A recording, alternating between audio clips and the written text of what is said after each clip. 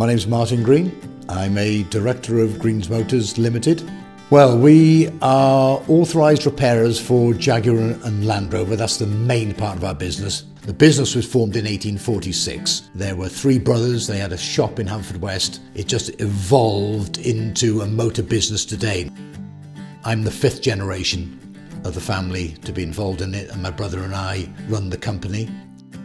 We registered with Companies House, I've got a feeling it was 1919. We're audited annually, so we employ a company of auditors who come and make the corrections as necessary. And I would say for anybody looking to do something nowadays, just be committed. I think to be successful at it, you'd have to have a passion for the business.